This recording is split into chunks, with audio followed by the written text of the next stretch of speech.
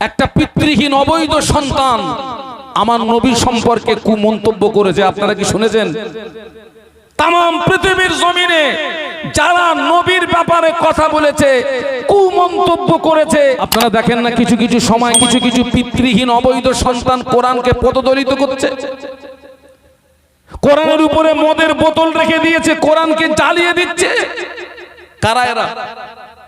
সব হচ্ছে ওই ইসরায়েলের উত্তরসূরিরা, সব হচ্ছে ওই ইসরায়েলের উত্তরসূরি।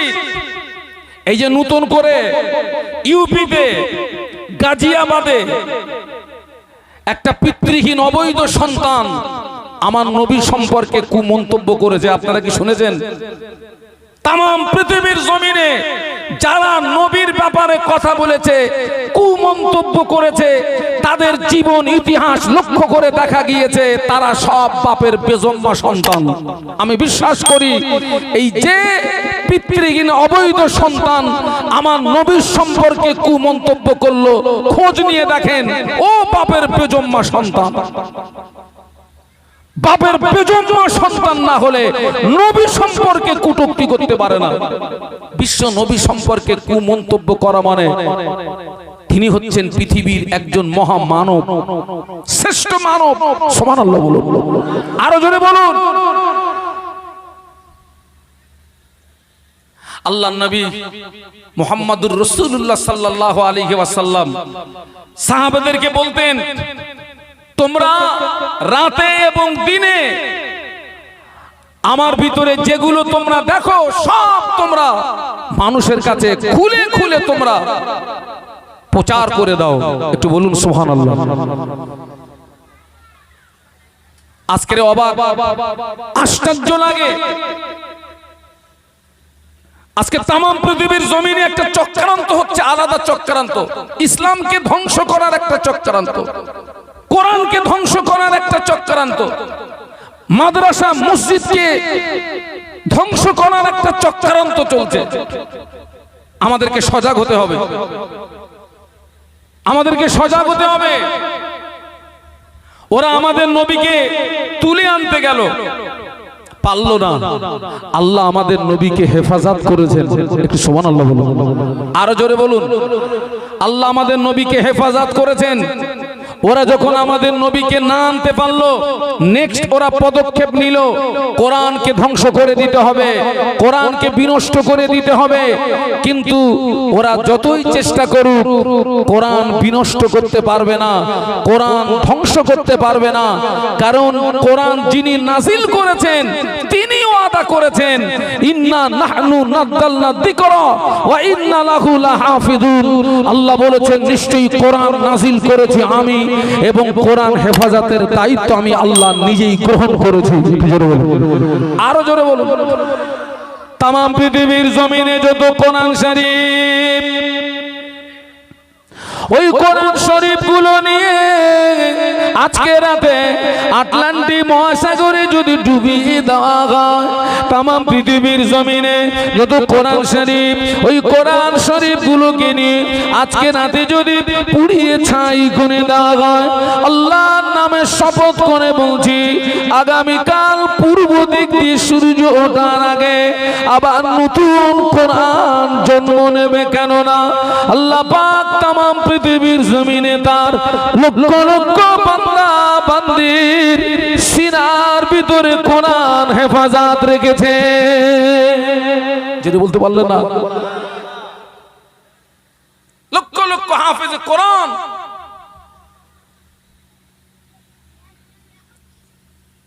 পৃথিবীর জমিনে বহু ধর্ম আছে, প্রত্যেকটা ধর্মের ধর্মগ্রন্থ আছে। আমি কোন ধর্মকে এখানে ছোট করতে আসিনি। লাকুম দীনুকুম, বলুন বলুন, ওয়ালিয়া দিন। তবে একটা কথা বলবো, পৃথিবীর জমিনে যত ধর্ম আছে আল্লাহ পাকের কাছে মনোনীত ধর্ম কটা? কটা? একটা নাম কি? ইন্নাদ দীনা ইনদাল্লাহিল ইসলাম। একটু সুবহানাল্লাহ বলুন। ইসলাম আমাকে শিখিয়েছে মসজিদে প্রবেশ হওয়ার নিয়ম, ইসলাম আমাকে শিখিয়েছে বাথরুমে প্রবেশ হওয়ার নিয়ম।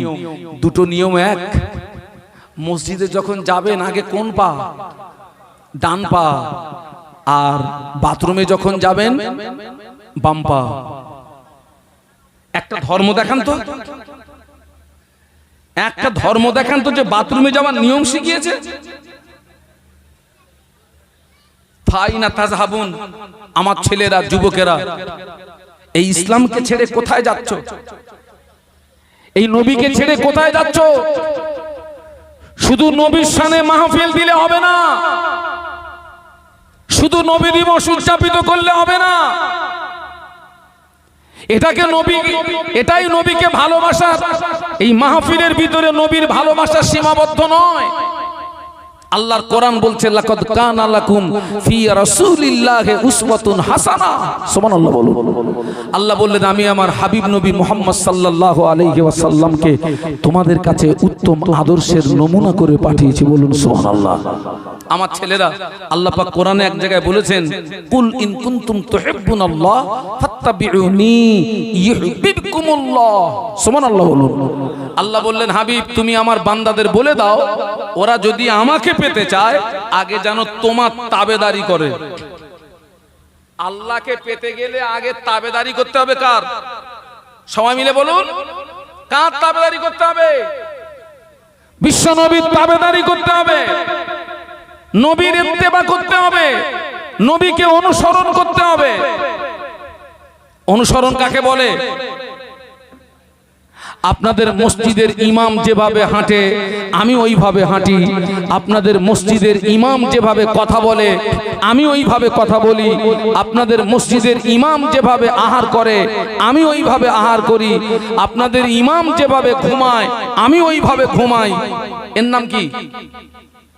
বলুন বলুন, এর নাম কি? এর নাম হচ্ছে অনুসরণ। তার মানে আমাদের প্রত্যেকটা কাজ যেন কার মতো হয়? বলুন তো, কার মতো? বিশ্ব নবীর মতো। আমাদের প্রত্যেকটা কাজ, আমাদের চলা বলা ওঠা বসা প্রত্যেকটা কাজ যেন নবীর মতো হয়। একটু সুবহানাল্লাহ বলুন। আমরা আহার করব ওইভাবে আল্লাহ রাসূল সাল্লাল্লাহু আলাইহি ওয়াসাল্লাম যেভাবে আহার করেছেন, আমরা পান করব ওইভাবে যেভাবে বিশ্বনবী বলুন পান করেছেন, আমরা ঘুমাবো ওইভাবে যেভাবে বিশ্বনবী ঘুমিয়েছেন, আমরা কথা বলবো ওইভাবে যেভাবে বিশ্বনবী কথা বলেছেন, আমি পথ চলবো ওইভাবে যেভাবে বিশ্বনবী পথ চলেছেন। আমার কথা বুঝতে পারছেন না? পাচ্ছেন না? কিন্তু আমাদের অধিকাংশ মানুষ নবীর অনুসরণ হয় না, নবীর বিরোধিতা হয়। কে মুরব্বীরা কথা বলেন না কেন? নবীর অনুসরণ হয় না, বিরোধিতা হয়। আহা,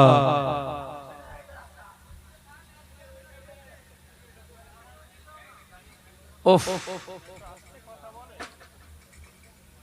আমি যেন দেখছি এক শ্রেণীর মানুষের জীবন যাপনটা হচ্ছে সম্পূর্ণ নবী বিরোধী মূলক, রাসূল বিরোধী মূলক। বিশ্বনবীর তাবেদারি হচ্ছে না, বিশ্বনবীর অনুসরণ হচ্ছে না, নবীর ইত্তেবা হচ্ছে না। আজকের কেন তাম পৃথিবীর জমিনে মুসলমান মার খাচ্ছে কেন?